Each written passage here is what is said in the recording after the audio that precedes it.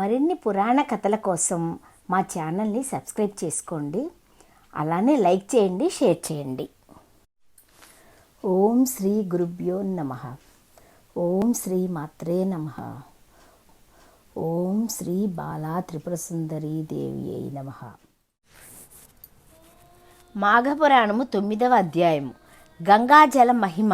ఓ కార్తవీర్యార్జున, శివపూజ గురించి, శివ మహత్యమును గురించి వివరించేదను వినుము. ముందు శ్రీరాముడు రావణుని చంపుటకు సముద్రంపై వారధి కట్టిన చోట శివలింగమును ప్రతిష్ఠించి శివుని ధ్యానించి వారధి దాటి రావణుని చంపేశాడు. అటులనే హనుమంతుడు సముద్రమును దాటినప్పుడు శివుని ధ్యానించి రామునికి నమస్కరించుకొని మహాబలమును సంపాదించి సముద్రమును దాటాడు. అర్జునుడు యుద్ధమునకు బయలుదేరే ముందు శివపూజ చేసి యుద్ధరంగంలోకి ప్రవేశించాడు. మరెందరో మహానుభావులు శివుని ధ్యానించి తమకు జయము చేకూర్చుకున్నారు. స్త్రీలు తమ మనోవాంఛలకు ఈడేర్చుకున్నారు. కనుక పూజలందు శివపూజ పవిత్రమైనది. అటులనే నదులలో గంగానది పరమ పవిత్రమైనది. ఎటులనగా గంగాజలము విష్ణు పాదముల నుండి పుట్టినదియు శివుని శిరస్సు నుండి ప్రవహించినట్టిదియు అయినందుననే సర్వ పాపహరమైనది. గంగాజలములో స్నానములకు అంత ప్రాముఖ్యత ఉన్నది. ఇంకనూ గంగాజలము గురించి చెప్పబోవున్నది ఏమనగా, ఏ నీళ్లను కానీ గంగా గంగా గంగా అని 3 పర్యాయములు అనుకొని శిరస్సున చల్లుకొనినచో ఆ నీళ్లు గంగాజలముతో సమానమగును. గంగాజల మహత్యం గురించి కార్యవీర్యార్జునుకు దత్తాత్రేయుడు వివరించాడు. కొంతకాలం క్రిందట మగధ రాజ్యములో పురోహిత వృత్తిచే జీవించుచున్న 4 బ్రాహ్మణులు ఉండేవారు. 4 కుమార్తెలు ఉన్నారు. వారు నిండు యవ్వనవతులై ఉన్నారు. కొన్నాళ్లకు ఆ గ్రామపు కోనేటిలో స్నానం చేయుటకు ఒక గురుకుల విద్యార్థి వచ్చాడు.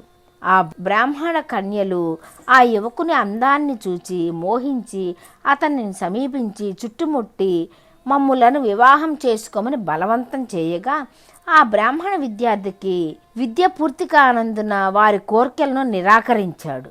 అంత ఆ కన్యలు కోపంతో నీవు పిశాచివి కమ్ము అని శపించగా ఆ విద్యార్థియు మీరు కూడా పిశాచులవుదురుగాక అని ప్రతిశాపమిచ్చుటనే వారంతా పిశాచ రూపాలతో ఆ కొలనుల వద్దనే ఉండి అందరినీ బాధించి ఆహారం దొరికితే వాటాలకై పెనుగులాడుచున్నారు. కొంతకాలమునకు ఒక సిద్ధుడు ఆ కోనేటి దగ్గరకు రాగా ఆ పిశాచముల తల్లిదండ్రులు తమ బిడ్డలను కలిగిన పిశాచ రూపములు ఎట్లు పోవును అని అడిగారు. ఆ సిద్ధుడు వీరందరి చేత మాఘమాసంలో గయల్లోనున్న త్రివేణిలో స్నానం చేయించినచో వారికున్న పిశాచ రూపాలు తొలగిపోవు చెప్పగా వారు అట్లు చేయుటచే ఆ 4 యథారూపములు కలిగాయి. ఇట్లు జరుగుటకు మాఘమాస మహత్యమే కారణము. మాఘమాసమందలి నదీ స్నానము మనుజులకే కాక దేవతలకు, గంధర్వులకు కూడా పవిత్రమైనది.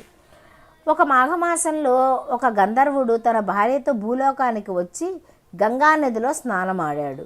అతని భార్య మాత్రం స్నానం ఆచరించను అని చెప్పుటచే ఆమెకు దేవత్వం నశించి గంధర్వలోకానికి వెళ్ళలేకపోయింది.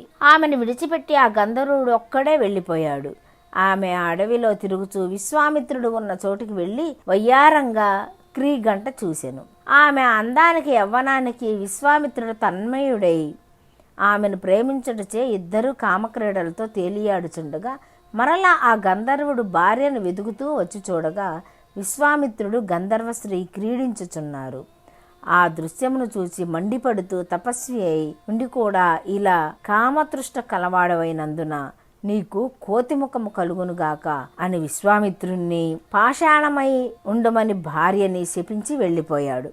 విశ్వామిత్రుడు చేయినది లేక వానరముఖం కలిగి ఉండగా నారదుడు ఆ విషయం తెలుసుకుని విశ్వామిత్రుని గడక వచ్చి, విశ్వామిత్ర, క్షణభంగురమైన తుచ్చకామె వాంఛకు లోనై నీ తపశ్శక్తినంతా వదులుకున్నావు. సరే లెమ్ము, గంగానదిలో స్నానం చేసి నీ కమండలముతో గంగాజలము తెచ్చి ఈ పాషాణముపై చల్లుము అని వివరించగా విశ్వామిత్రుడు గంగా స్నానం చేసి విష్ణువును ధ్యానించి కమండలముతో నీరు తెచ్చి పాషాణంపై చల్లగా ఆ రాయి పూర్వం వలె గంధర్వ స్త్రీ రూపం పొంది గంధర్వలోకమునకు వెళ్ళిపోయాను.